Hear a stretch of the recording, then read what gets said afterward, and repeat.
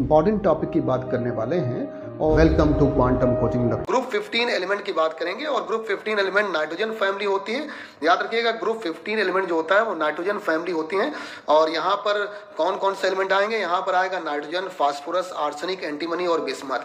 सबसे पहले इनके जनरल कैरेक्टरिस्टिक की बात करते हैं। आपको बता दें they are named as pnicogen या pnicogen and their compound are known as pnictide. इनको पिनाइकोजन कहते हैं और इनके कंपाउंड को निक्टाइड्स कहते हैं।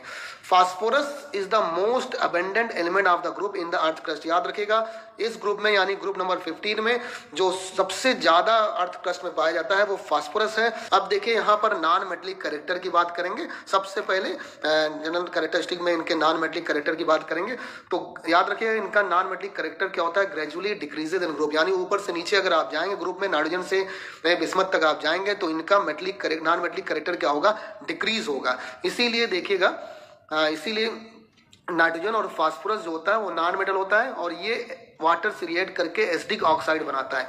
याद रखिए नॉन मेटल होता है और ये एसिडिक ऑक्साइड बनाते हैं। जबकि आर्सेनिक और एंटीमनी बिस्मथ, देखिए आर्सेनिक और एंटीमनी मेटलाइड होते हैं और ये एम्फोटेरिक ऑक्साइड मतलब एसिड और बेस दोनों की तरह रिएक्ट कर सकते हैं, तो ये मेटलाइड का फॉर्मेशन करते हैं। और बिस्मथ देखिए मेटलिक कैरेक्टर रखता है, मेटलिक फॉर्म होता है, इसीलिए ये बेसिक ऑक्साइड का फॉर्मेशन करता है। तो वैसे पी ब्लॉक के एलिमेंट ज्यादातर नॉन मेटल होते हैं, लेकिन ऊपर से नीचे जाने पर यहाँ पर नॉन मेटलिक कैरेक्टर डिक्रीज होगा। नाइट्रोजन फास्फोरस जो होते हैं वो नॉन मेटल होते हैं और एसिडिक ऑक्साइड का फॉर्मेशन करते हैं। आर्सेनिक और एंटीमनी जो होते हैं वो मेटलाइड होते हैं और एम्फोटेरिक ऑक्साइड का फॉर्मेशन करते हैं। जबकि बिस्मथ जो होगा वो मेटल होगा, बेसिक ऑक्साइड का फॉर्मेशन करेगा। अब सेकंड नंबर प्रॉपर्टी पर आते हैं इनके, एलोट्रॉपी।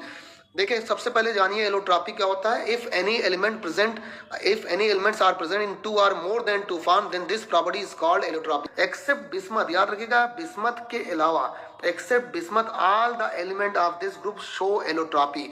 बिस्मथ को छोड़कर बाकी सब एलिमेंट इस ग्रुप के एलोट्रॉपी शो करते हैं। देखिए नाइट्रोजन के 2 सॉलिड एलोट्रॉप्स होते हैं, 2 सॉलिड एलोट्रॉपिक फॉर्म होते हैं, alpha nitrogen and beta nitrogen, और एक गैसियस होता है। याद रखिएगा नाइट्रोजन के 2 सॉलिड एलोट्रॉपिक फॉर्म होंगे, alpha nitrogen and beta nitrogen, और एक गैसियस होगा। फास्फोरस के white, red, scarlet, violet, black में alpha black and beta black होगा। इसका मतलब फास्फोरस के जरा बताइएगा 5 एलोट्रॉप्स होंगे और ब्लैक वाले को 2 पार्ट में, अल्फा ब्लैक और बीटा ब्लैक में 2 पार्ट होंगे। और आर्सेनिक के बताइए ग्रे, येलो कलर और ब्लैक कलर का बताइएगा एलोट्रॉप होगा। एंटीमनी का येलो और ब्लैक होगा। तो देखिए इस तरह से बिस्मथ को छोड़कर सारे element nitrogen, phosphorus, arsenic, antimony ये सभी एलोट्रॉप बनाते हैं और यहाँ एलोट्रॉपिज्म शो करते हैं। तो याद रखिएगा यहाँ पर बिस्मथ को छोड़कर बाकी सारे एलिमेंट एलोट्रॉप्स बनाते हैं।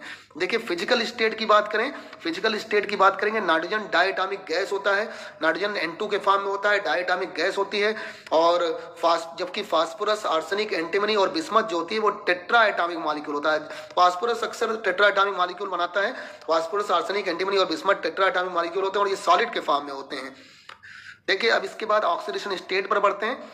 Except nitrogen also in pH3 all the element show +3 and +5 oxidation number mostly. याद रखिएगा नाइट्रोजन को छोड़कर और pH3 में भी all the element show +3 and +5 oxidation number mostly.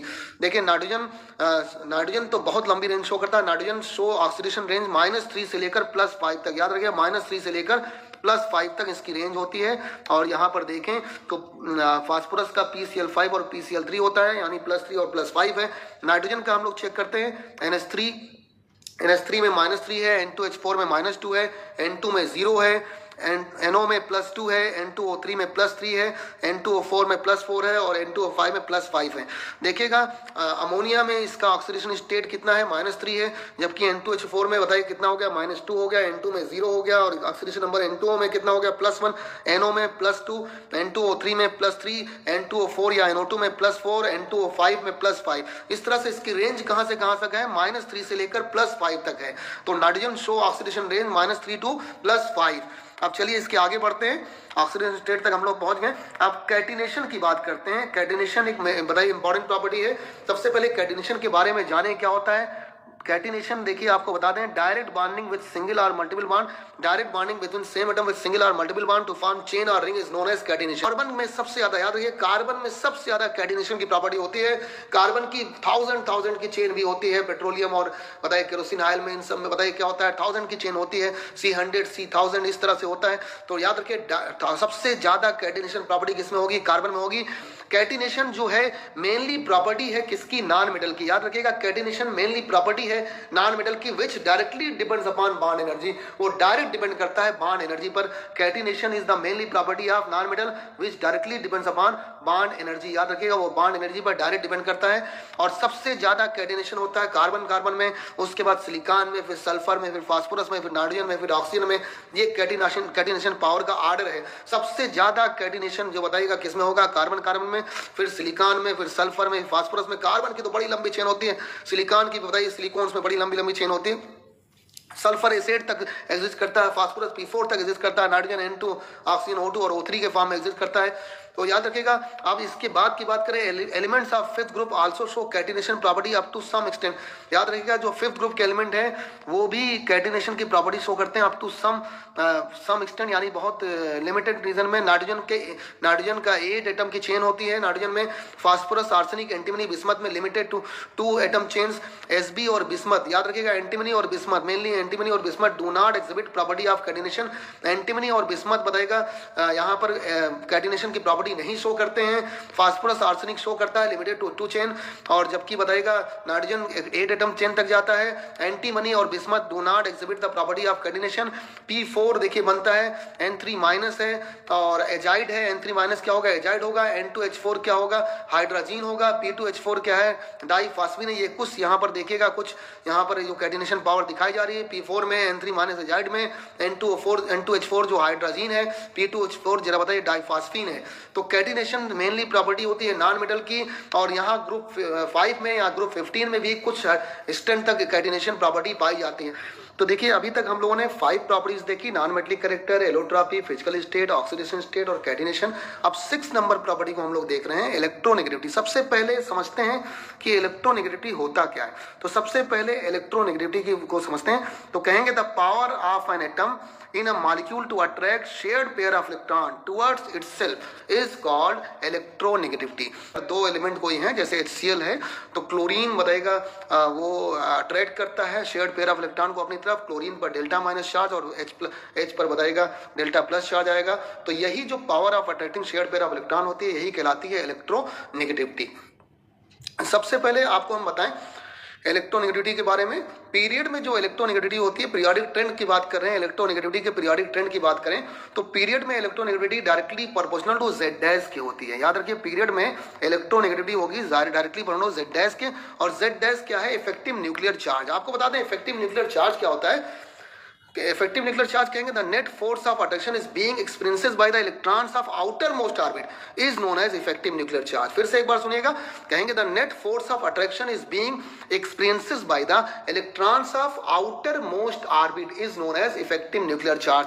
तो पीरियड में इलेक्ट्रोनेगेटिविटी En जो होगी वो डायरेक्टली प्रोपोर्शनल टू Z' की होगी। और आपको पता है effective nuclear charge left to right बढ़ता है और टॉप टू बॉटम कम होता है, क्योंकि attraction left to right increase करेगा क्योंकि पीरियड सेम होंगे और नंबर्स ऑफ इलेक्ट्रॉन बढ़ेंगे, जबकि top to bottom numbers of period बढ़ते जाएंगे, नंबर्स ऑफ ऑर्बिट बढ़ते जाएंगे। तो बताइएगा क्या होगा, ऑर्बिट के बढ़ने से क्या होगा, वो इफेक्टिव न्यूक्लियर चार्ज भी डिक्रीज होगा। जबकि left to right orbit same रहते हैं और उसमें इलेक्ट्रॉन बढ़ते हैं, जिससे बताइए क्या होगा, इफेक्टिव न्यूक्लियर चार्ज इंक्रीज करता है। तो पीरियड में इलेक्ट्रोनेगेटिविटी बताइएगा डायरेक्टली प्रोपोर्शनल टू Z' के इफेक्टिव न्यूक्लियर चार्ज, जबकि ग्रुप में electronegativity inversely proportional to N के है। N क्या है यहाँ पर, नंबर्स ऑफ ऑर्बिट है। याद रखिए ग्रुप में इनवर्स रिलेशन है N से। N यहाँ पर नंबर्स ऑफ ऑर्बिट या नंबर्स ऑफ शेल्स है। तो इसका मतलब ये हो गया कि लेफ्ट टू राइट पीरियड में इलेक्ट्रोनेगेटिविटी क्या होगी, Z' भी इंक्रीज करता है तो इलेक्ट्रोनेगेटिविटी भी इंक्रीज होगी, क्योंकि लेफ्ट टू राइट पीरियड में numbers of orbit remains constant होते हैं और जबकि इलेक्ट्रॉन्स उस ऑर्बिट में लगातार बढ़ता है, जिससे अट्रैक्शन बढ़ेगा तो इफेक्टिव न्यूक्लियर चार्ज इंक्रीज करेगा। इफेक्टिव न्यूक्लियर चार्ज इंक्रीज करेगा तो इलेक्ट्रोनेगेटिविटी भी क्या होगी, इंक्रीज करेगी। और टॉप टू बॉटम ग्रुप में नंबर्स ऑफ ऑर्बिट लगातार बढ़ते हैं तो नंबर्स ऑफ ऑर्बिट बढ़ेंगे तो नंबर्स ऑफ ऑर्बिट से इसका इनवर्स रिलेशन है तो इलेक्ट्रोनेगेटिविटी क्या होगी, डिक्रीज करेगी। तो याद रखिएगा ग्रुप में टॉप टू बॉटम की बात करें तो इलेक्ट्रोनेगेटिविटी क्या होती है, डिक्रीज करती है, जबकि पीरियड में लेफ्ट टू राइट की बात करें तो इलेक्ट्रोनेगेटिविटी क्या होती है, इंक्रीज करती है। बात बड़ी इंपॉर्टेंट है और ये मोस्टली हर जगह पर करेक्ट होता है। देखिए आपको बता दें अब यहाँ पर 15 ग्रुप एलिमेंट या 5th ग्रुप एलिमेंट की बात करें, 5th A ग्रुप एलिमेंट की बात करें तो सबसे ज्यादा इलेक्ट्रोनेगेटिविटी किसकी होगी, नाइट्रोजन की, उसके बाद फास्फोरस की, फिर आर्सेनिक, फिर एंटीमनी, फिर बिस्मथ, क्योंकि टॉप टू बॉटम इलेक्ट्रोनेगेटिविटी क्या होगी, डिक्रीज करेगी। तो सबसे ज्यादा नाइट्रोजन की, उसके बाद फास्फोरस, फिर आर्सेनिक, फिर एंटीमनी और फिर बिस्मथ। अब देखिए इसके बाद 7 नंबर प्रॉपर्टी की बात करते हैं। 7 नंबर कैरेक्टरिस्टिक की बात करेंगे और ऑक्साइड के बारे में पढ़ेंगे। तो नाइट्रोजन बनाता है 5 types of oxide and their oxides are, याद रखिए नाइट्रोजन 5 तरह के ऑक्साइड बनाता है और इनके ऑक्साइड हैं जैसे N2O3, NO2, N2O5। तो N2O3 nitrogen try oxide, NO2 बताए nitrogen dioxide, N2O5 nitrogen pentoxide. ये एसिडिक नेचर का होता है। किस नेचर का? एसिडिक। अगर ये वाटर से रिएक्ट करेंगे तो एसिड बनाएंगे। और जबकि N2O जो कि बताइएगा लाफिंग गैस भी कहलाता है और नाइट्रस ऑक्साइड कहते हैं इसको, और NO जो है नाइट्रिक ऑक्साइड है, ये दोनों न्यूट्रल नेचर के होते हैं। कैसा होता है? ये न्यूट्रल नेचर का होता है। तो N2O3, NO2 और बताइएगा N2O5 एसिडिक नेचर के होते हैं, जबकि N2O और NO क्या होगा? न्यूट्रल ऑक्साइड होते हैं। और बताइएगा नाइट्रोजन के ऑक्साइड हमने देख लिया, फास्फोरस, आर्सेनिक, एंटीमनी और bismuth less numbers of oxide बनाते हैं और ये एसिडिक भी हो सकता है, बेसिक भी हो सकता है और एम्फोटेरिक भी हो सकता है। और देखिए अब हम बात करेंगे एसिडिक स्ट्रेंथ की। तो एसिडिक स्ट्रेंथ बताइएगा ऑक्सीडेशन नंबर पर डिपेंड करती है। अगर ऑक्सीडेशन नंबर सबके अलग अलग हैं तो बताइए एसिडिक स्ट्रेंथ डायरेक्टली पर्सनल क्या होगा? Oxidation number. तो N2O, NO, N2O3, N2O4 और N2O4 या NO2 और N2O5 में सबसे ज्यादा ऑक्सीडेशन नंबर N2O5 के नाइट्रोजन का है, +5 है। उसके बाद +4 N2O4 का है, N2O3 का +3 है, NO का +2 और N2O का +1 है। तो याद रखिएगा acidic strength directly proportional to oxidation number क्या होगा? तो ये लगातार यहाँ पर जैसे जैसे ऑक्सीडेशन नंबर बढ़ता जाएगा उसकी एसिडिक स्ट्रेंथ भी क्या होगी? इंक्रीज करती जाएगी। चलिए अब आगे बढ़ते हैं। देखिए इसके बाद हम लोग बात करेंगे N2O5, P2O5, S2O5, Sb2O5 और Bi2O5। इसका मतलब ग्रुप के सारे पेंटा ऑक्साइड की बात करेंगे नाइट्रोजन से लेकर बिस्मथ तक के। और अगर बताइएगा सभी पेंटा ऑक्साइड हैं तो इलेक्ट्रोएसिडिक स्ट्रेंथ जो होगी वो डायरेक्टली प्रोपोर्शनल टू इलेक्ट्रोनेगेटिविटी की होगी। आपको पता है टॉप टू बॉटम इलेक्ट्रोनेगेटिविटी क्या होती है? डिक्रीज करती है। तो सबसे ज्यादा बताइएगा इलेक्ट्रोनेगेटिविटी किसकी होगी? नाइट्रोजन की होगी। इसलिए सबसे ज्यादा एसिडिक स्ट्रेंथ किसकी होगी? N2O5 की। उसके बाद P2O5 का, फिर S2O5 का, फिर Sb2O5 का, फिर बाद में बताइए Bi2O5 आया, क्योंकि acidic strength directly proportional to किसके हो गया? इलेक्ट्रोनेगेटिविटी के हो गया। देखिए आपको बता दें एक इंपॉर्टेंट बात, ऑल द पेंटा ऑक्साइड और oxidising agent except P2O5। P2O5 क्या होता है? डिहाइड्रेटिंग एजेंट की तरह यूज किया जाता है और एसिडिक एनहाइड्राइड बनाने में भी P2O5 को लेते हैं। दो एसिड का मिक्सचर को P2O5 वर्जन में कराते हैं, एसिडिक एनहाइड्राइड बन जाता है। तो याद रखिएगा ऑल द पेंटा ऑक्साइड और ऑक्सीडाइजिंग एजेंट एक्सेप्ट बताइए P2O5। P2O5 क्या होता है? डिहाइड्रेटिंग एजेंट होता है। N2 और NO आपको बताया था न्यूट्रल ऑक्साइड होते हैं, न्यूट्रल एनहाइड्राइड या न्यूट्रल ऑक्साइड होते हैं। N2O3 को वाटर से रिएक्ट कराइए तो HNO2 बन जाता है, ये एसिडिक एनहाइड्राइड होता है। N2O5 बताएगा H2O से रिएक्ट कराने पे HNO3 यानी नाइट्रिक एसिड बन जाता है, ये भी एसिडिक एनहाइड्राइड होता है। NO2 या N2O4 को अगर वाटर से रिएक्ट कराएंगे तो HNO2 और HNO3 बनता है। याद रखिए HNO2 और HNO3 का मिक्सचर होता है। इसका मतलब ये मिक्स्ड एनहाइड्राइड है किसका? नाइट्रस एसिड और नाइट्रिक एसिड का। तो NO2 या N2O4 याद रखिएगा मिक्स्ड एनहाइड्राइड है किसका? नाइट्रस एसिड और नाइट्रिक एसिड का। देखिए NO2 को वाटर से रिएक्ट कराया तो बताइए क्या बन गया? HNO2 प्लस HNO3 यानी ये मिक्स्ड एनहाइड्राइड है किसका? नाइट्रस ऑक्साइड, नाइट्रस एसिड और नाइट्रिक एसिड का। N2O5 को वाटर से रिएक्शन कराएंगे तो 2 मोल्स किसके? HNO3 के बनेंगे। N2O3 को अगर वाटर से रिएक्ट कराएंगे 2 मोल्स बताएगा HNO2 यानी नाइट्रस एसिड का बनेगा। और N2O3 बताइए NO प्लस NO2 का मिक्सचर होता है। इसके आपको बता दें एटॉमिक रेडियाई सबसे पहले क्या होता है? कहते हैं the distance from the centre of nucleus to the outermost valence shell of electron is known as atomic radius या एटॉमिक बताइएगा रेडियाई। और याद रखिएगा सेंटर ऑफ न्यूक्लियस से जो डिस्टेंस होती है आउटर मोस्ट ऑर्बिट की वही कहलाती है एटॉमिक रेडियाई। याद रखिए द एटॉमिक या covalent and ionic radii in a particular oxidation state of the element of nitrogen family group number 15 are smaller than corresponding elements of group of बताइएगा group 14 यानी carbon family. इसका मतलब group 15 element का atomic size जो होता है वो छोटा होता है किससे? ग्रुप 14 एलिमेंट से। और याद रखिएगा ग्रुप 15 एलिमेंट का एटॉमिक साइज जो होगा ग्रुप 14 एलिमेंट से छोटा होगा, क्योंकि एटॉमिक साइज क्या होगा?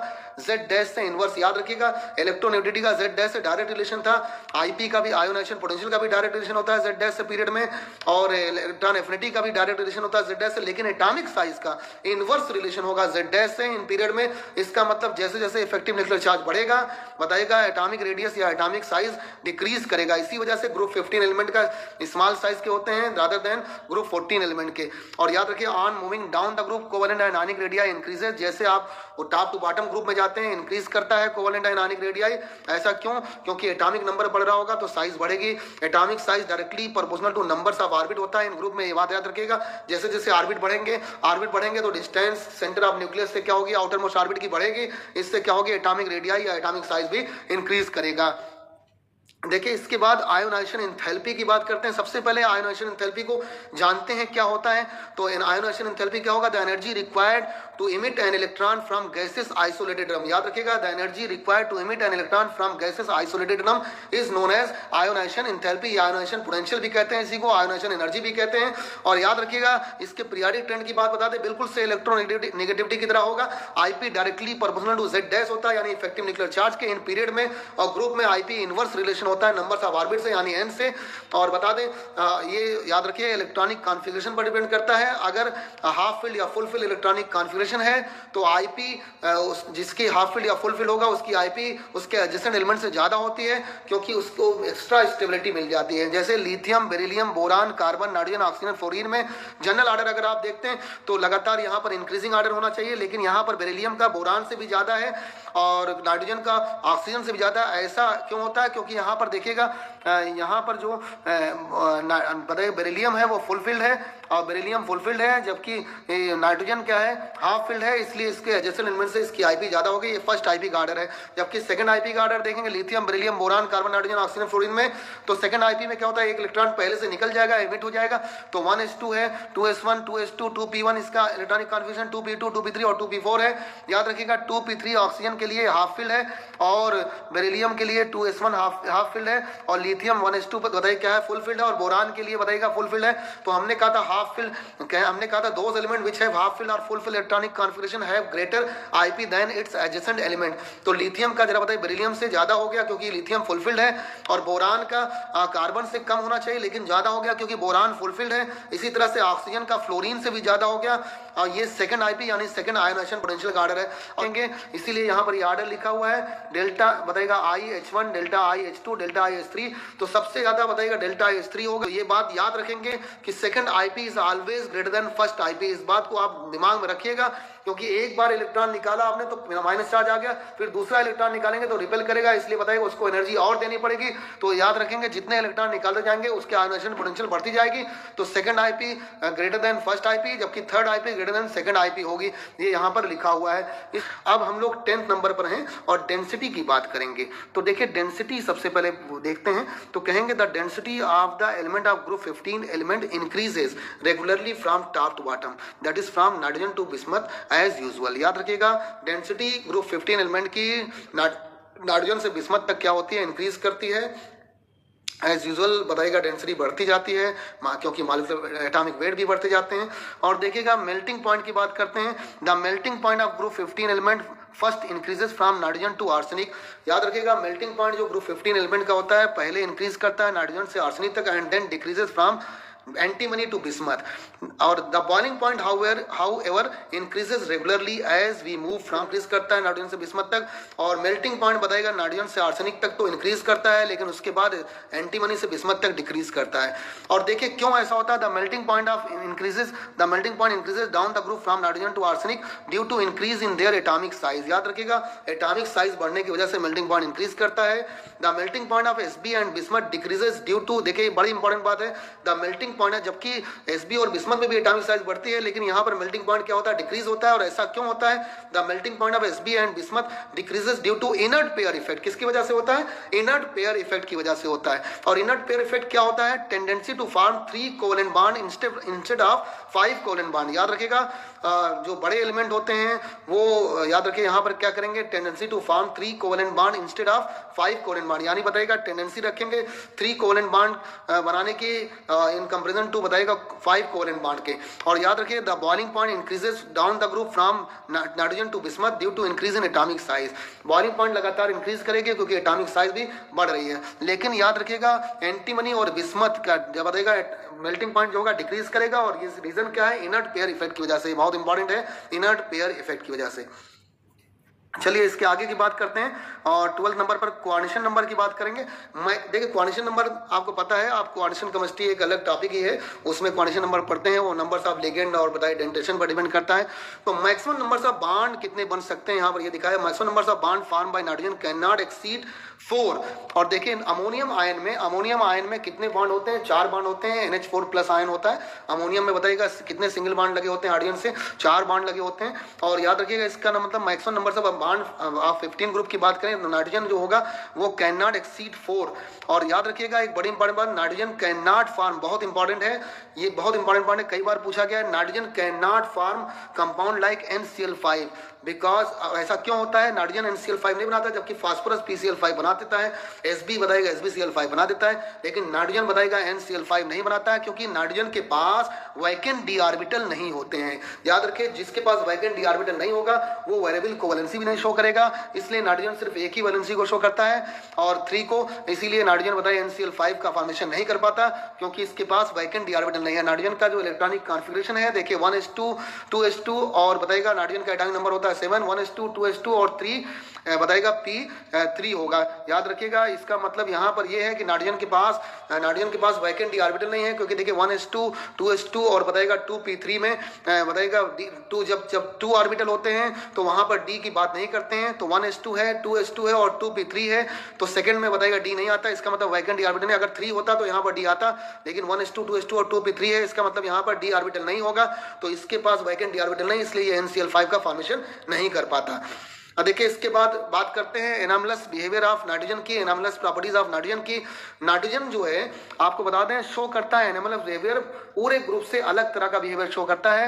Nitrogen phosphorus and arsenic antimony bismuth से या बिस्मथ से बताइएगा अलग तरह की प्रॉपर्टी शो करता है। और ये क्यों एनामलस बिहेवियर शो करता है, इसके पीछे कुछ रीजन है और उन रीजन की बात करते हैं। Nitrogen shows anomalous behaviour and differ from rest of member of its family. The main reason for this difference are as follows. और देखिएगा यहाँ पर जो रीजन है आपके सामने है, यहाँ पर नाइट्रोजन की साइज जो होती है वो बहुत छोटी होती है। तो याद रखिएगा नाइट्रोजन का एटॉमिक नंबर 7 होता है और आप देखिए 1s2 2s2 और 2p3 होगा, इसका मतलब इसकी साइज सिर्फ बताइए सेकंड ऑर्बिटल तक आएगा तो साइज इसकी बताइए छोटी होगी। और इसकी नाइट्रोजन की इलेक्ट्रोनेगेटिविटी बहुत ज्यादा होती है। सबसे ज्यादा तो पीरियोडिक टेबल में जो इलेक्ट्रोनेगेटिविटी होती है फ्लोरीन की होती है, उसके बाद ऑक्सीजन का होता है और नाइट्रोजन की भी इलेक्ट्रोनेगेटिविटी ज्यादा होती है, याद रखिएगा। और तीसरा जो इंपॉर्टेंट पॉइंट है हाई आयोनाइजेशन एंथैल्पी, याद रखिएगा नाइट्रोजन की आयोनाइजेशन एंथैल्पी बहुत ज्यादा होती है। इसका मतलब नाइट्रोजन, क्योंकि नाइट्रोजन के पास हाफ फिल्ड ऑर्बिटल होता है 1s2 2s2 और जब बताएगा 2p3 होगा, इसलिए हाफ फिल्ड की वजह से इसकी आयोनाइजेशन एंथैल्पी ज्यादा हो जाती है इसके एडजेसेंट एलिमेंट से। और एक बड़ी इंपॉर्टेंट बात है जो इसका यहाँ पर एब्नॉर्मल बिहेवियर शो करता है वो है absence of d orbital in valence shell. याद रखिएगा यहाँ पर नाइट्रोजन में डी ऑर्बिटल अब्सेंट होता है, इस वजह से भी ये एब्नॉर्मल बिहेवियर शो करता है, एनामलस बिहेवियर शो करता है। तो देखिए क्या क्या रीजन है एनामलस बिहेवियर शो करने के। सबसे पहले तो इसकी एटॉमिक साइज बहुत छोटी होती है, हाई इलेक्ट्रोनेगेटिविटी होती है, हाई आयोनाइजेशन एंथैल्पी होती है और अब्सेंस ऑफ बताएगा डी ऑर्बिटल होगा इन इट्स वैलेंस शेल। और देखिए अब एक नोट लिखाते हैं, इंपॉर्टेंट नोट यहाँ पर है।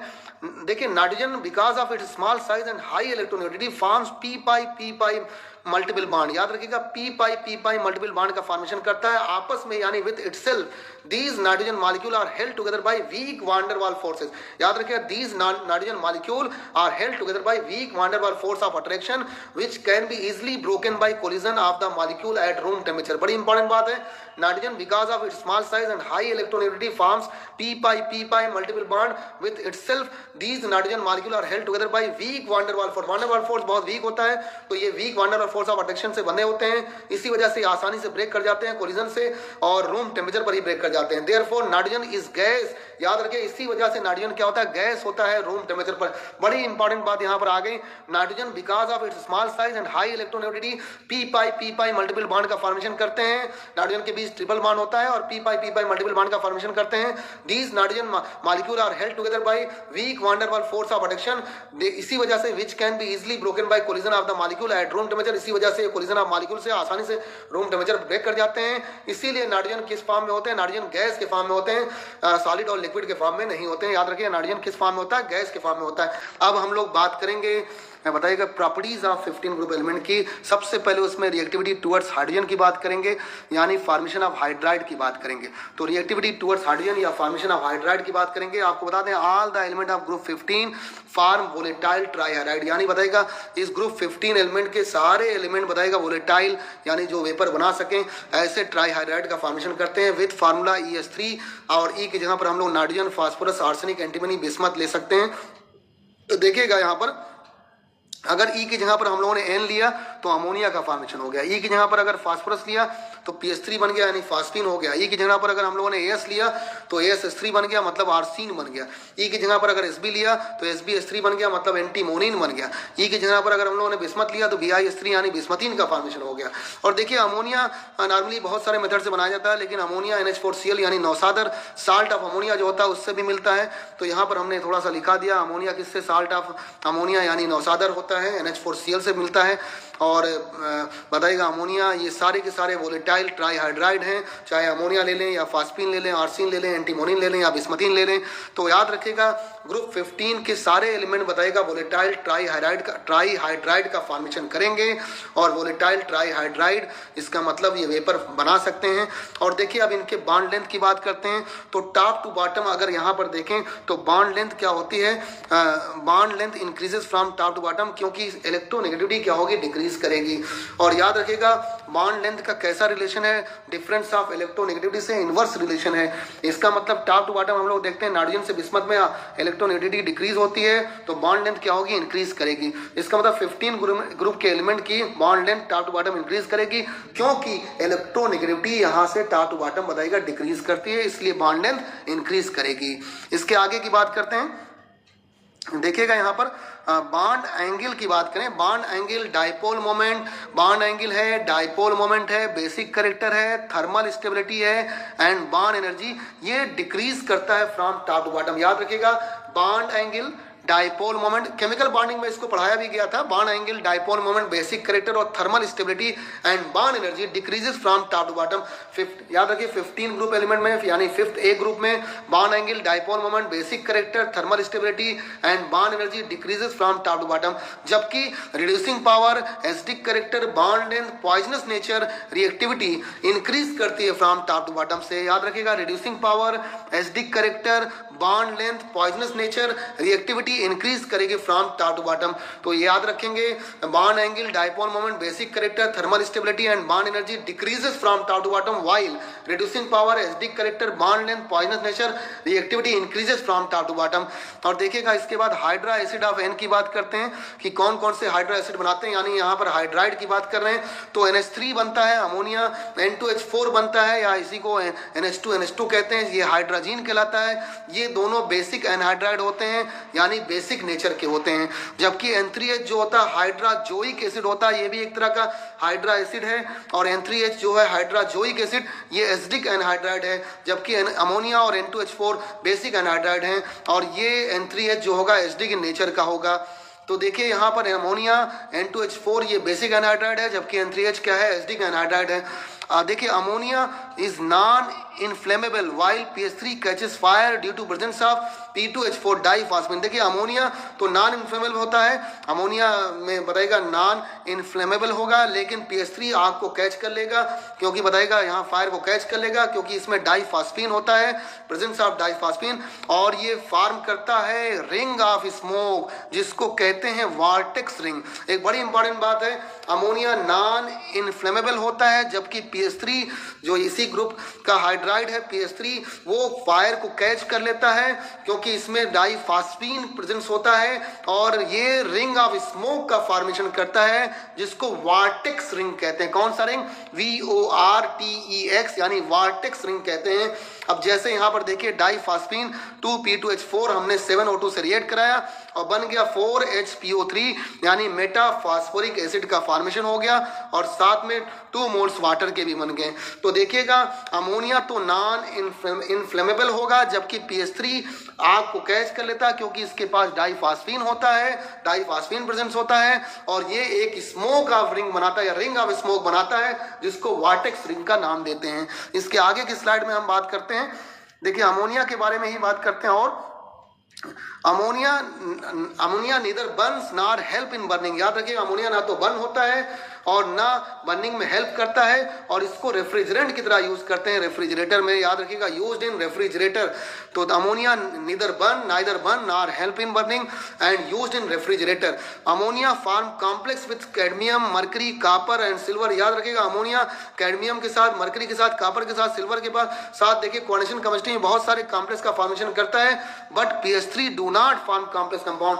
अमोनिया तो कॉम्प्लेक्स कंपाउंड का फॉर्म करता है कैडमियम, मरकरी, कॉपर और सिल्वर के साथ, but pH3 do not form complex compound. याद रखिएगा, pH3 कॉम्प्लेक्स कंपाउंड का फॉर्मेशन नहीं करता है। हाइड्रोजन अभी हम लोगों ने पीछे नाम लिया था, हाइड्रोजन जो N2H4 होता है, और hydrazoic acid N3H are other hydride of nitrogen besides ammonia. याद रखिएगा, ये हमने बताया था, हाइड्रोजन और हाइड्रोजोइक एसिड जो है अमोनिया के अलावा इनके नाइट्रोजन के अदर हाइड्राइड हैं।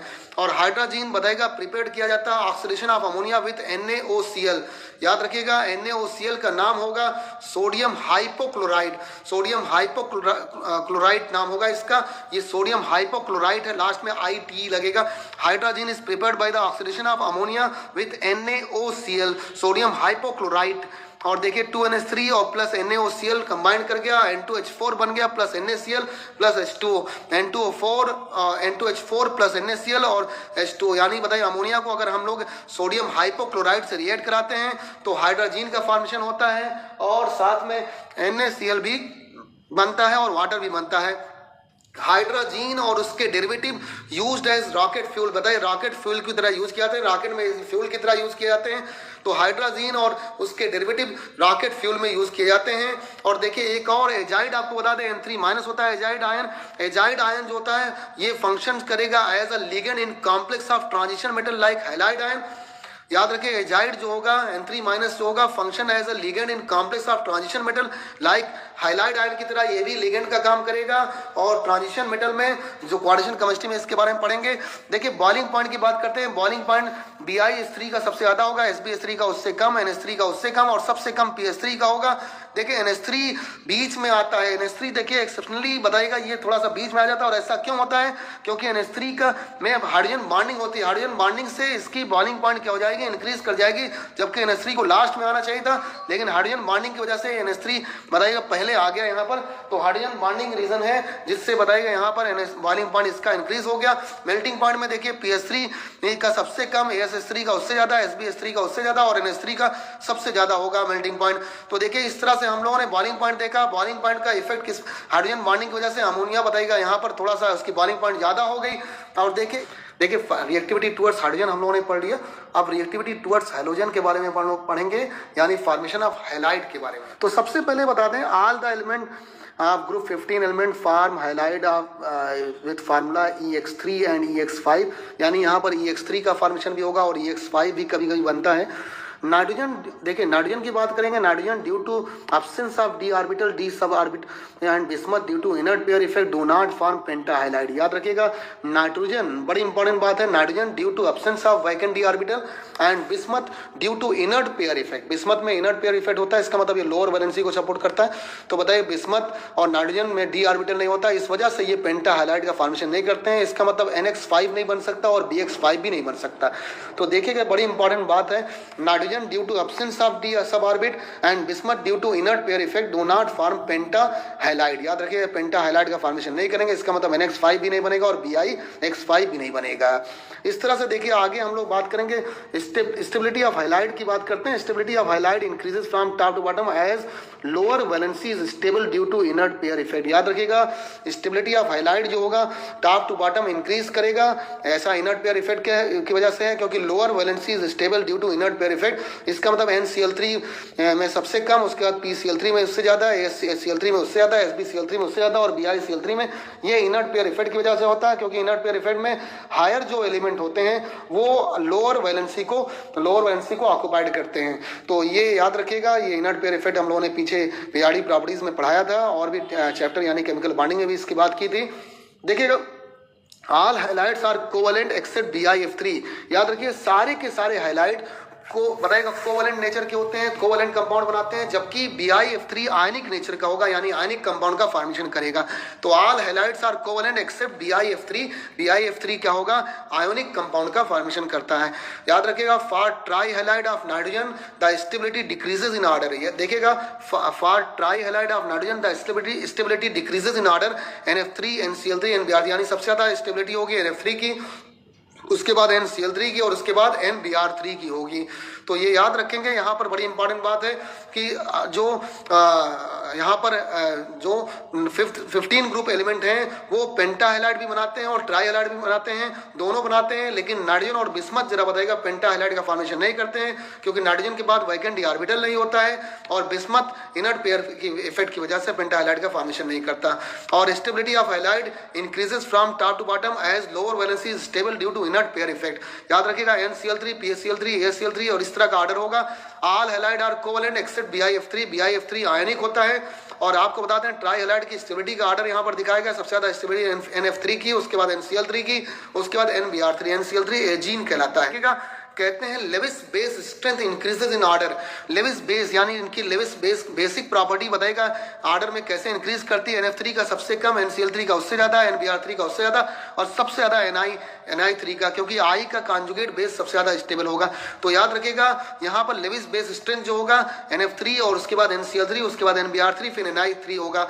और देखिए the ease of hydrolysis of try halide of group 15 element decreases in order. देखिए the ease of hydrolysis of try halide of group 15 element decreases in order. सबसे पहले NCl3 का सबसे ज्यादा होगा, उसके बाद PCl3 का होगा, AsCl3, फिर SbCl3, फिर BiCl3 होगा।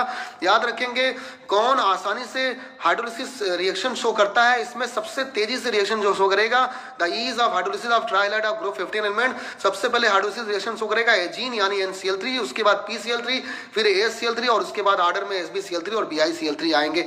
तो सबसे तेज जो हाइड्रोलिसिस शो करेगा वो नाइट्रोजन का हैलाइड शो करेगा, उसके बाद फास्फोरस का हैलाइड शो करेगा। तो देखिए यहाँ पर हैलाइड की बात हो रही है और NF3 और PF3 हाइड्रोलाइज नहीं होते हैं। याद रखिएगा NF3 और PF3 फ्लोरीन की इलेक्ट्रोनिटी बहुत ज्यादा होती है, इस वजह से NF3 और PF3 हाइड्रोलाइज नहीं होते हैं। याद रखेंगे इसको, NF3 और PF3 हाइड्रोलाइज नहीं होंगे। NF3 स्टेबल होगा बट NCl3 इज एक्सप्लोसिव। याद रखिए NF3 स्टेबल है but NCl3 is explosive. NBr3 and Ni3 are known as their ammoniates के फॉर्म में ये ज्यादातर एग्जिस्ट करते हैं। तो NBr3 और Ni3 को अमोनिएट्स के फॉर्म में ज्यादातर एग्जिस्ट करते हैं। जैसे एग्जाम्पल में देखिएगा NBr3.6 NH3 Ni3.6 NH3, यानी दोनों अमोनिएट के फॉर्म में एग्जिस्ट करते हैं। NCl3 एजीन कहलाता है और ये एक्सप्लोसिव होता है और NF3 बताएगा स्टेबल होता है। NH3 स्टेबल होता है लेकिन NCl3 इतना स्टेबल नहीं होता है। याद रखिएगा in solid state PCl5 exist है PCl4+। याद रखेंगे सॉलिड स्टेट में PCl5 PCl4+ की तरह एग्जिस्ट करता है और PCl6 की तरह हैविंग टेट्राहेड्रल और octahedral structure respectively. Solid state में जो PCl5 एग्जिस्ट करेगा PCl4+ में और PCl6+ में एग्जिस्ट करेगा और एक का जो ज्योमेट्री होगी वो टेट्राहेड्रल होगा और दूसरे का क्या होगा, ऑक्टाहेड्रल स्ट्रक्चर होगा। तो देखिएगा इस तरह से हम लोगों ने यहाँ पर जाना लेविस बेस का ऑर्डर, यहाँ पर Ni3 का सबसे ज्यादा और NF3 का सबसे कम और हाइड्रोलिसिस रिएक्शन सबसे तेजी से NCl3 शो करते हैं। और याद रखिए NF3 और PF3 के हाइड्रोलाइज नहीं होते हैं। NF3 स्टेबल होता है, NCl3 एक्सप्लोसिव होता है, NBr3 और Ni3 अमोनिएट्स के फॉर्म में एग्जिस्ट करते हैं और सॉलिड स्टेट में PCl5 PCl4+ और PCl6+ के फॉर्म में होता है और इसका टेट्राहेड्रल और ऑक्टाहेड्रल स्ट्रक्चर होता है। इसके बाद देखिए आगे हाइलाइट में हम लोग बात करेंगे, आगे भी हाइलाइट की बात करते हैं। PCl5 आपको बता दें is not very stable. PCl5 stable नहीं होता है और ऐसा क्यों होगा, ड्यू टू इट्स अनसिमेट्रिकल या ट्राइगोनल बाइपिरामिडल शेप। इसका शेप ऐसा होता है ट्राइगोनल बाइपिरामिडल शेप का होता है, जहां पर कुछ बाण where some bond angle are 90 degree and other of 120। यहाँ पर कुछ बाण 90 डिग्री होते हैं और कुछ बताएगा दो एंगल 90 डिग्री के होंगे और 3 एंगल के होंगे 120 डिग्री। इसका मतलब ट्राइगोनल बाइपिरामिडल स्ट्रक्चर होगा और ये डिकम्पोज कर जाता है। PCl5 बताएगा आसानी से डिकम्पोज कर जाता है PCl3 और Cl2 में बहुत इजीली डिकम्पोज कर जाता है। तो याद रखेगा PCl5 स्टेबल नहीं होता है, ये अनसिमेट्रिकल बताइए इसका क्यों, क्योंकि इसका स्ट्रक्चर अनसिमेट्रिकल होता है और ट्राइगोनल बाइपिरामिडल स्ट्रक्चर होता है। इसमें 2 एंगल जो होते हैं वो 90 डिग्री के होते हैं जबकि 3 एंगल 120 डिग्री के होते हैं। इसलिए बताइए आसानी से PCl3 और Cl2 में ब्रेक कर जाता है। इसमें एक्सियल और इक्वेटोरियल बॉन्ड होते हैं और एक बॉन्ड वीक होता है और एक स्ट्रांग होता है। और देखिएगा it is due to this reason that PCl5, देखिए यही रीजन है, PCl5 बिहेव करता है एक गुड क्लोरीनेटिंग एजेंट की तरह। याद रखिएगा, it is due to this reason that PCl5 behave as good chlorinating agent. याद रखिएगा, इसका मतलब ये क्लोरीन को ऐड कराने के लिए यूज किया जाता है। इसीलिए जरा बताइएगा, ज्यादातर देखिएगा हाइड्रोलिसिस रिएक्शन में PCl5 रहते हैं और आसानी से जैसे बताइए CH3COH में, CH3COOH में बताइएगा PCl5 लेते हैं और आसानी से बताइए क्लोरीनेटिंग एजेंट का काम करता है PCl5। आल देखिए इसके बाद है all chloride with covalent character can be hydrolyse. याद रखिएगा, जितने भी क्लोराइड में कोवेलेंट कैरेक्टर होगा वो सब के सब हाइड्रोलाइज होंगे, आयनिक वाले हाइड्रोलाइज नहीं होंगे। देखिए NCl3 आप यहां पर देखें, NCl3 को देखें, वाटर से रिएक्शन करके अमोनिया बना देता है, हाइड्रोलाइज हो जाता है और 3HClO बनाता है। इसका मतलब हाइपोक्लोरस एसिड का फॉर्मेशन करता है और बताइएगा अमोनिया का फॉर्मेशन करता है। जबकि PCl3 वाटर से रिएक्ट करके H3PO3 बनाता है और 3HCl बनाता है। H3PO3 का नाम होता है बताइएगा फास्फोरस एसिड, बताइए फास्फोरस एसिड, और बताइए HCl, इसका मतलब ये भी हाइड्रोलिसिस शो करता है।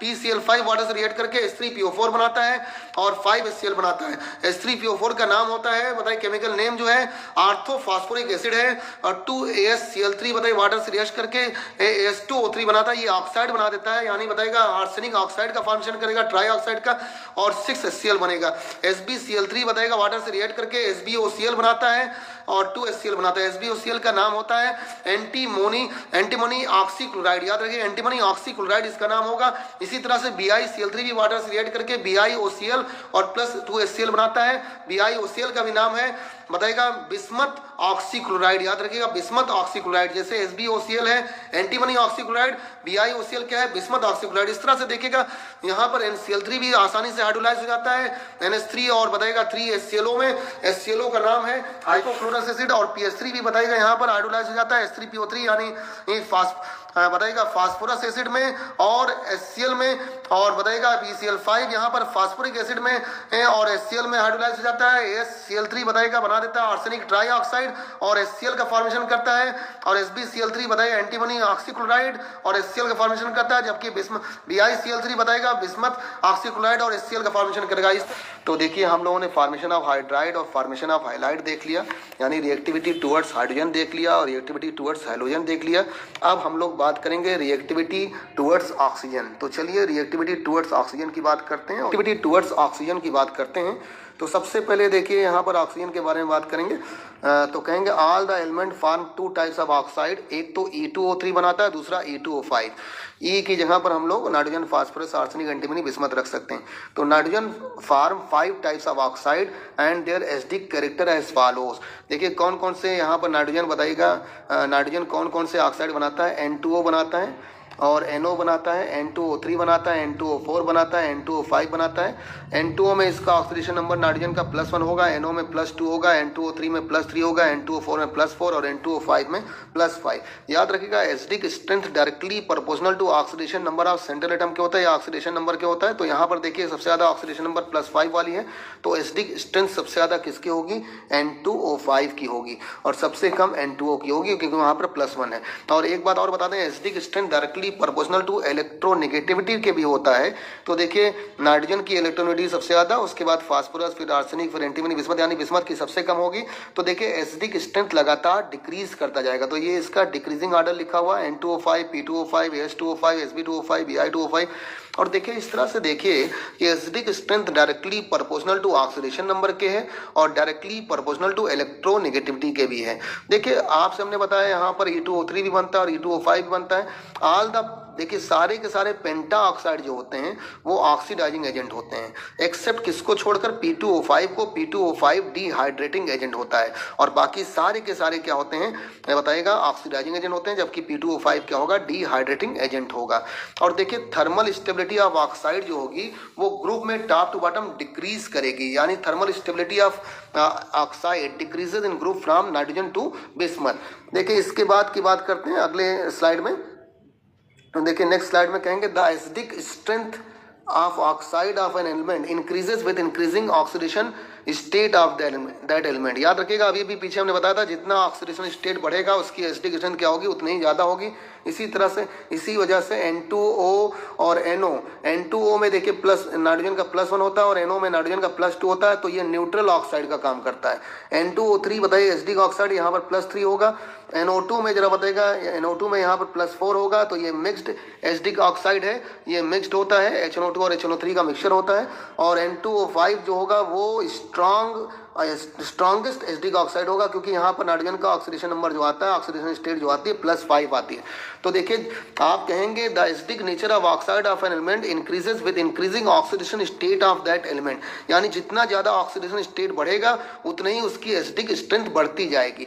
देखिए AS2O3 में +3 आता है तो वीक एसिडिक एसिड होता है, और AS2O5 में +5 आएगा आर्सेनिक का ऑक्सीडेशन स्टेट, तो ये स्ट्रॉन्ग एसिडिक ऑक्साइड होगा। तो इस तरह से देखिएगा जैसे जैसे ऑक्सीडेशन स्टेट बढ़ता जाएगा, बताइएगा यहाँ पर नॉन मेटलिक ऑक्साइड या बताइएगा 15 ग्रुप के ऑक्साइड में, वैसे वैसे उसकी एसिडिक स्ट्रेंथ भी बढ़ती जाएगी। तो अब चाहे E2O3 हो, E2O5 हो, याद रखिएगा अगर ज़्यादा ऑक्सीडेशन स्टेट होगा तो वहाँ पर क्या होगा, उसकी एसिडिक स्ट्रेंथ बढ़ जाएगी, और कम ऑक्सीडेशन स्टेट होगा तो उसकी एसिडिक स्ट्रेंथ कम होगी। अब देखिए इसके बाद की बात करते हैं, कहते हैं oxide of phosphorus exist as dimer. देखिए ऑक्साइड जो फास्फोरस का होता है वो डाइमर की तरह एग्जिस्ट करता है, जैसे P2 बताइएगा यहाँ पर P2O3 जो होगा वो P4O6 के फॉर्म में एग्जिस्ट करेगा, और P2O5 जो होगा वो P4O10 के फॉर्म में एग्जिस्ट करेगा। तो ऑक्साइड ऑफ फास्फोरस जो एग्जिस्ट करता है वो डाइमर के फॉर्म में, यानी P2O3 P4O6 के फॉर्म में, और P2O5 बताइएगा P4O10 के फॉर्म में एग्जिस्ट करता है। अब चलिए कुछ ऑक्साइड्स ऑफ नाइट्रोजन के बारे में पढ़ते हैं और उनको देखते हैं। ऑक्साइड्स ऑफ नाइट्रोजन, तो सबसे पहला ऑक्साइड ऑफ नाइट्रोजन जो हम यहाँ पर लेते हैं, देखिए हमने यहाँ पर एक कॉलम बनाया और अलग अलग पहले उस ऑक्साइड का नाम, उसके बाद उसका फार्मूला, फिर ऑक्सीडेशन स्टेट, फिर common method of preparation, last में उसके फिजिकल और केमिकल नेचर को दिखाएंगे। तो देखिए सबसे पहला ऑक्साइड यहाँ पर हम देख रहे हैं नाइट्रोजन, डाई नाइट्रोजन ऑक्साइड है, मतलब N2O है, जिसको आप लाफिंग गैस भी कहते हैं और नाइट्रस ऑक्साइड भी कहते हैं। तो याद रखिएगा डाई नाइट्रोजन ऑक्साइड है जिसको नाइट्रस ऑक्साइड भी कहेंगे और लाफिंग गैस भी नाम देंगे। याद रखिएगा ये लाफिंग गैस का काम करता है, और N2 इसका फार्मूला होता है, इसके रेजोनेटिंग स्ट्रक्चर भी इस तरह से बनते हैं। और ऑक्सीडेशन स्टेट बताइएगा इसमें नाइट्रोजन की होगी +1, यहाँ पर ऑक्सीडेशन स्टेट कितनी होगी +1। देखिए इसके बनाने के मेथड कौन कौन से हैं।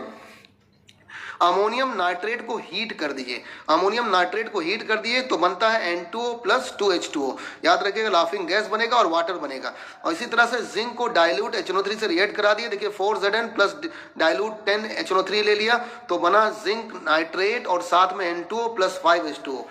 फिजिकल एंड केमिकल नेचर की बात करेंगे तो एक कलरलेस न्यूट्रल गैस होती है।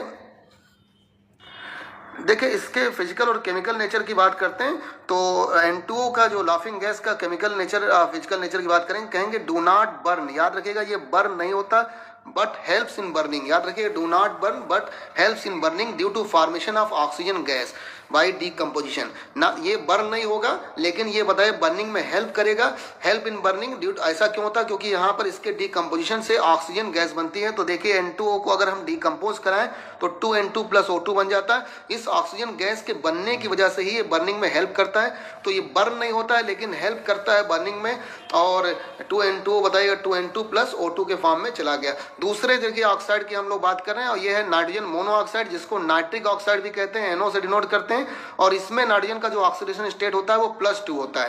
नाइट्रोजन का ऑक्सीडेशन स्टेट क्या होगा +2 होगा। और देखिए इसके जो कॉमन मेथड ऑफ प्रिपरेशन है उसमें देखिए 2NaNO2 को 2FeSO4 + 3H2SO4, इसका मतलब सोडियम नाइट्राइड को फेरस सल्फेट और सल्फ्यूरिक एसिड से रिएक्ट कराएंगे तो बन जाएगा यहाँ पर Fe2SO4 का होल थ्राइस, और साथ में 2NaHSO4 और +2NO यानी नाइट्रिक ऑक्साइड का फॉर्मेशन हो जाएगा। इसी तरह से कॉपर को अगर हम लोग डाइल्यूट HNO3 से रिएक्ट कराएं तो कॉपर नाइट्रेट और 2NO + 4H2O बन जाता है। तो कॉपर को अगर बताइए नाइट्रिक एसिड से रिएक्ट कराते हैं तो कॉपर नाइट्रेट और 2NO + H2O का फॉर्मेशन हो जाता है। और देखिए किसके फिजिकल एंड केमिकल नेचर पे आते हैं तो ये भी कलरलेस होती है और न्यूट्रल होती है और पैरामैग्नेटिक इन गैसेस स्टेट होती है। याद रखिए गैसेस स्टेट में क्या होगी, ये पैरामैग्नेटिक होगी। जबकि सॉलिड और लिक्विड फॉर्म में ये डायमैग्नेटिक होता है। और देखिएगा it forms brown fume of NO2, ये बड़ा इंपॉर्टेंट है, ये NO2 का ब्राउन फ्यूम बनाती है। It forms brown fume of NO2 with oxygen, यानी जैसे ये ऑक्सीजन से कंबाइन करेगा 2NO + O2 ये देगा 2NO2, इसका मतलब ब्राउन कलर की बताएगा NO2 की फ्यूम बनेगी। ये बहुत इंपॉर्टेंट केस है। थर्ड नंबर पर हम लोग नाइट्रोजन ट्राईऑक्साइड यानी N2O3 की बात करते हैं। देखिए N2O3 का स्ट्रक्चर ये आपके सामने है और ऑक्सीडेशन स्टेट जो होता है यहाँ पर नाइट्रोजन का +3 होता है। और देखिए कॉमन मेथड ऑफ प्रिपरेशन में देखेंगे 2NO N2O4 से कंबाइन करके 2N2O3 बनाता है, मतलब नाइट्रिक ऑक्साइड नाइट्रोजन बताएगा N2O4 से कंबाइन करके N2O3 बनाता है। इसी तरह से NOO2 से कंबाइन करके N2O3 बनाता है। और देखिए ये N2O3 ब्लू सॉलिड होता है, ब्लू कलर का सॉलिड होगा, एसिडिक होगा और it is the mixture of NO and NO2 बताएगा, NO और NO2 का मिक्सचर होगा। और ये इसका स्ट्रक्चर आपके सामने है और एनहाइड्राइड ऑफ HNO2 होता है। देखिए इसके बाद हम लोग बात करते हैं नाइट्रोजन डाइऑक्साइड की। नाइट्रोजन डाइऑक्साइड का फार्मूला जो है NO2 है और यहाँ पर +4 ऑक्सीडेशन स्टेट होगा, +4 ऑक्सीडेशन स्टेट यहाँ पर होगा। और देखिएगा कैसे इसको बनाते हैं, मेथड ऑफ प्रिपरेशन की बात करेंगे तो लेड नाइट्रेट को अगर हीट कर दें तो NO2 बन जाता है और साथ में PbO और O2 का फॉर्मेशन हो जाता है। देखिए NO2 बहुत इंपॉर्टेंट केस है। NO2 ब्राउन कलर की गैस होती है, एसिडिक होती है, पॉइजनस होती है और देखिए सबसे इंपॉर्टेंट बात ये डाइमराइज हो जाती है टू डायमैग्नेटिक N2O4 में। देखिए यहाँ पर NO लिखा हुआ है जबकि ये NO2 होगा तो 2NO2 -11.2 डिग्री सेल्सियस पर N2O4 में कन्वर्ट हो जाएगा। ये यहाँ पर NO2 है, NO लिखा हुआ है, इसको NO2 आप लोग समझिएगा। और NO2 ब्राउन कलर की गैस होती है और डाइमराइज होकर N2O4 में कलरलेस सॉलिड में कन्वर्ट हो जाती है। और देखिए NO2 और H2O का मिक्सचर क्या होता है, NO2 और H2O का मिक्सचर HNO2 और HNO3 का फॉर्मेशन करता है।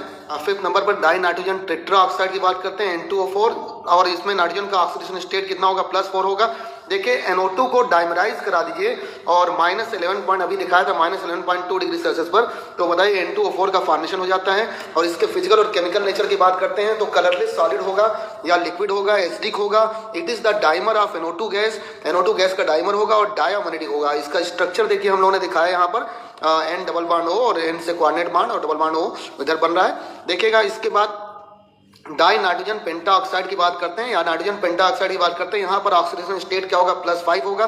HNO3 को अगर P4O10 से 4HNO3 को P4O10 से अगर रिएक्ट कराएं तो बनता है 4HPO3 + 2N2O5। इसका मतलब नाइट्रिक एसिड को अगर फास्फोरस पेंटा ऑक्साइड से रिएक्ट कराते हैं और जो फास्फोरस पेंटा ऑक्साइड जरा बताएगा डाइमर के फॉर्म में होता है, P4O10 के फॉर्म में होता है, तो आपका बनता है यहाँ पर फास्फोरस एसिड और बताइए साथ में N2O5 का फॉर्मेशन होगा, मतलब नाइट्रोजन पेंटा ऑक्साइड का फॉर्मेशन होगा। दूसरा मेथड यहाँ पर है कि अगर नाइट्रिक एसिड को हम लोग P2O5 जो डिहाइड्रेटिंग एजेंट का काम करता है उसके प्रेजेंस में नाइट्रिक एसिड को लेते हैं तो बन जाता है N2O5 और वाटर का फॉर्मेशन होगा, नाइट्रोजन पेंटा ऑक्साइड और वाटर बन जाएगा।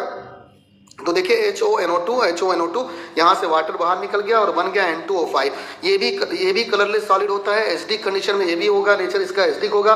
और देखिए it form colourless crystal below 0 degree Celsius. It form colourless crystal below 0 degree Celsius. 0 degree Celsius के नीचे ये कलरलेस क्रिस्टल का फॉर्मेशन करता है। और देखिए ये स्ट्रॉन्ग ऑक्सीडाइजिंग एजेंट है इन देयर ग्रुप, अपने ग्रुप में सबसे स्ट्रॉन्ग ऑक्सीडाइजिंग एजेंट है, याद रखिएगा, it is the strong oxidising agent in their group. इसके अभी तक हम लोगों ने जो पढ़ा रिएक्शन विथ हाइड्रोजन पढ़ा यानी फॉर्मेशन ऑफ हाइड्राइड पढ़ा। सेकंड नंबर पर हम लोगों ने रिएक्शन विथ हाइड्रोजन पढ़ा था यानी फॉर्मेशन ऑफ हाइलाइट पढ़ा था। थर्ड नंबर पर रिएक्शन ऑफ ऑक्सीजन से हम लोग पढ़ा था यानी फॉर्मेशन ऑफ ऑक्साइड पढ़ा था। अब फोर्थ नंबर पर हम लोग रिएक्टिविटी टुवर्ड्स मेटल की बात करेंगे। तो मेटल से कैसे रिएक्ट करता है इसकी बात करेंगे। तो देखिए all this element react with metal to form their binary compound. याद रखिएगा सारे के सारे एलिमेंट इसके मेटल से रिएक्ट करके बाइनरी कंपाउंड बनाएंगे एग्जिबिटिंग -3 ऑक्सीडेशन स्टेट। याद रखिएगा ये -3 ऑक्सीडेशन स्टेट में होगा। सच है देखिए कैल्शियम नाइट्राइड है, कैल्शियम फास्फाइड है, Na3S2 है, Zn3Sb2 है एंड Mg3Bi2 है। याद रखिएगा इसके सारे एलिमेंट जरा बताइएगा, इसके सारे एलिमेंट मेटल से कंबाइन करके बाइनरी कंपाउंड बनाते हैं एग्जिबिटिंग -3 ऑक्सीडेशन स्टेट, जैसे calcium nitride, calcium phosphide, Na3S2, Zn3Sb2, Mg3Bi2 ये बनता है। और इस सब में ऑक्सीडेशन स्टेट कितना होगा, नाइट्रोजन का -3 होगा। देखिए अब इसके बाद बात करते हैं फॉर्मेशन ऑफ ऑक्सी एसिड की। तो देखिए ये बड़ा इंपॉर्टेंट केस है और ऑक्सी एसिड के बारे में आपको बताएं, अगर नॉन मेटल ऑक्सीजन और हाइड्रोजन से कंबाइन करता है, देखिए नॉन मेटल अगर हाइड्रोजन से कंबाइन करता है तो हाइड्रा एसिड बनता है। इसी तरह से नॉन मेटल अगर ऑक्सीजन और हाइड्रोजन से कंबाइन करता है तो ऑक्सी एसिड बनता है, जैसे HNO3 हो गया, H2SO4 हो गया, H3PO4 हो गया, H2SO4।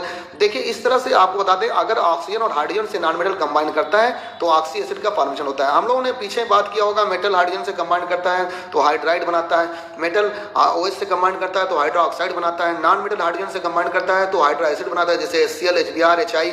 इसी तरह से नॉन मेटल OH से कंबाइन करता है अगर ऑक्सीजन और हाइड्रोजन से तो ऑक्सी एसिड बनाता है, जैसे HNO3, H2SO4, H2CO3। इस तरह से देखिए यहाँ पर ऑक्सी एसिड का केस बहुत इंपॉर्टेंट है। सबसे पहले हम लोग बात करते हैं ऑक्सी एसिड ऑफ नाइट्रोजन की।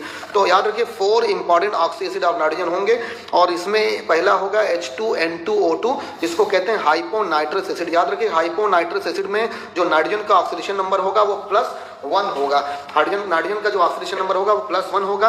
और देखिए इसका स्ट्रक्चर आपके सामने HON डबल बॉन्ड NOH।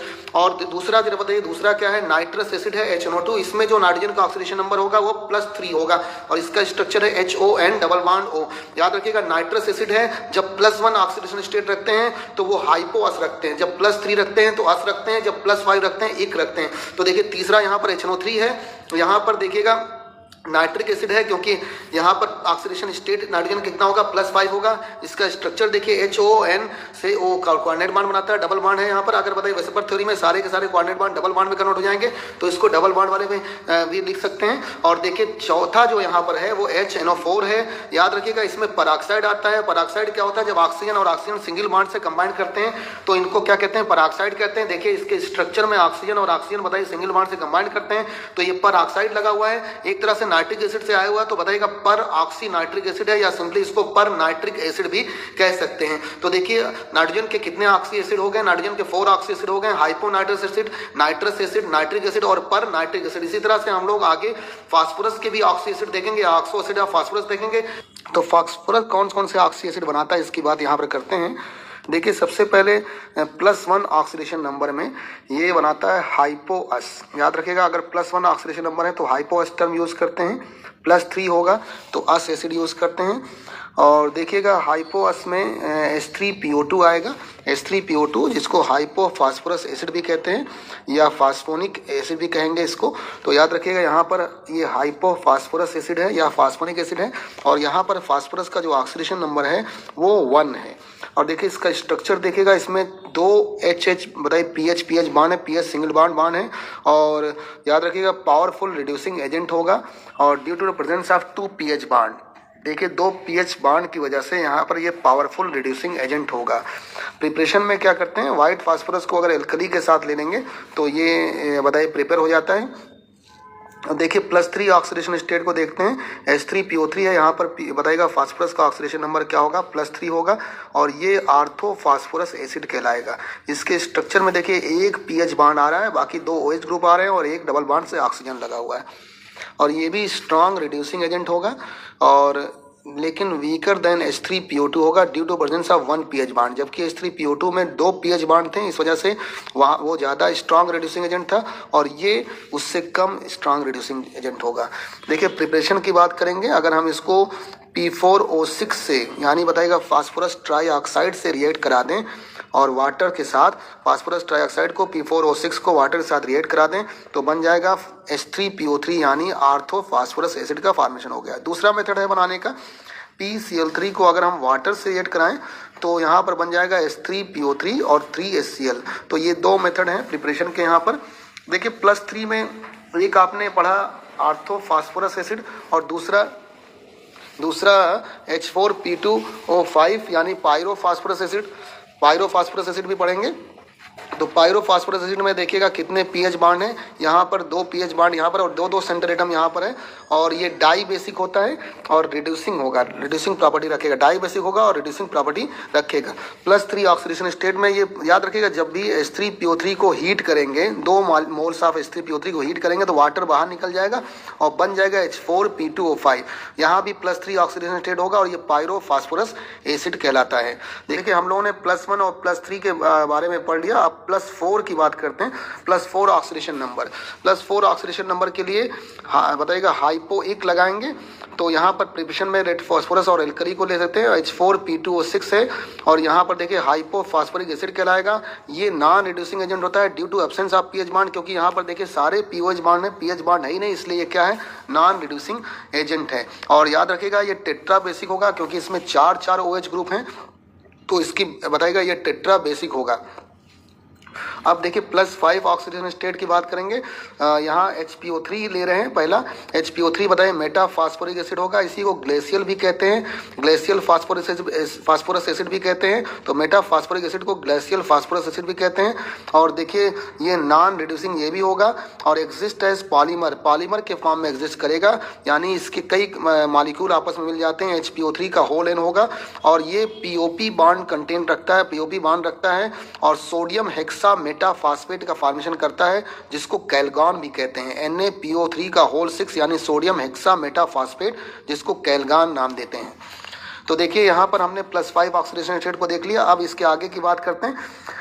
ये साइक्लिक होगा, it is cyclic when n = 3, that is HPO3 का होल थ्राइस, तो ये साइक्लिक कंपाउंड बन जाएगा कंटेनिंग POP बॉन्ड। देखिएगा POP बॉन्ड यहाँ पर ही बनता है, POP बॉन्ड यहाँ पर ही बनता है, इसके स्ट्रक्चर से पूरी बात क्लियर हो रही है। और ये चेन पॉलीमर है, ये पॉली मेटा फास्फोरिक एसिड है, HPO3 का होल एन है, और देखिए साइक्लिक में HPO3 का होल थ्राइस हो जाएगा, और देखिए रिंग पॉलीमर होगा ये, और ये साइक्लो और ट्राई मेटा फास्फोरिक एसिड होगा। देखिए यहाँ पर कितने OH के बॉन्ड हैं, OH यहाँ पर 3 है, और देखिए POP बॉन्ड यहाँ पर 1 2 और 3, यहाँ पर 1 2 3 आएंगे, टोटल 3 आएंगे, तो रिंग पॉलीमर है, cyclo try Meta phosphoric acid है। और याद रखिएगा इसी तरह से यहाँ पर एक ऑक्सीडेशन स्टेट +5 के लिए H3PO4 भी होगा, H3PO4 में भी +5 ऑक्सीडेशन स्टेट होगी, ये आर्थो फास्फोरिक एसिड कहलाएगा। और याद रखिएगा ये वीक ट्राई बेसिक एसिड होता है।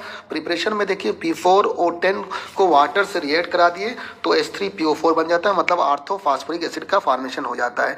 और देखिए it forms 3 series of salt, ये 3 सीरीज ऑफ साल्ट बनाएंगे। सबसे पहले एक हाइड्रोजन बाहर निकलेगा, NaH2PO4 बन जाएगा, फिर 2 हाइड्रोजन बाहर निकलेंगे, Na2HPO4 बन जाएगा, फिर तीनों बाहर निकल जाएंगे, Na3PO4 बन जाएगा। और देखिएगा इसका स्ट्रक्चर में 3 OH ग्रुप है, इसलिए ट्राई बेसिक होता है। और देखिए इसके बाद बात करते हैं H4P2O7 की। H4P2O7 जो है पायरो फास्फोरिक एसिड कहलाएगा। याद रखेंगे अगर आपने H3PO4 को हीट किया, इसके 2 मोल्स को हीट किया, वाटर बाहर निकल जाएगा और बन जाएगा H4P2O7 पायरो फास्फोरिक एसिड। इसी को डाई फास्फोरिक एसिड भी कहते हैं, क्योंकि 2 मोल से बना होता है, इसलिए इसको डाई फास्फोरिक एसिड कहते हैं। और देखिए इसकी बेसिसिटी कितनी होगी, 4 होगी या 4 होगी, टेट्रा बेसिक होगा, नॉन रिड्यूसिंग प्रॉपर्टीज होंगी इसमें, पीएच बॉन्ड नहीं है यहाँ पर। It form only 2 series of salt. याद रखिएगा ऊपर जो H3PO4 था ये 4 बताएगा 3 सीरीज ऑफ साल्ट बनाता था, जबकि यहाँ पर 2 सीरीज ऑफ साल्ट बनेगा, एक NaH2P2O7, दूसरा Na4P2O7, यानी एक में 4 हाइड्रोजन बाहर निकलेंगे और एक में 2 हाइड्रोजन बाहर निकलेगा, तो एक Na2H2P2O7 और दूसरा Na4P2O7 बनेगा। इस तरह से ये पायरोफॉस्फोरिक एसिड की बात हुई। और इसको बनाने का मेथड क्या है, आप अभी बताया था आपसे 2 मोल H3PO3 के ले लें, H3PO4 को ले लें, और 2 मोल H3PO4 को लेने के बाद उसको हीट कर दिए, वाटर बाहर निकल जाता है और बन जाएगा H4P2O7। और देखिएगा इसमें POP बॉन्ड, देखिएगा एक बीच में POP बॉन्ड आ रहा है, बाकी इसमें 4 OH ग्रुप हैं और बाकी डबल बॉन्ड से 2 ऑक्सीजन लगे हुए हैं। तो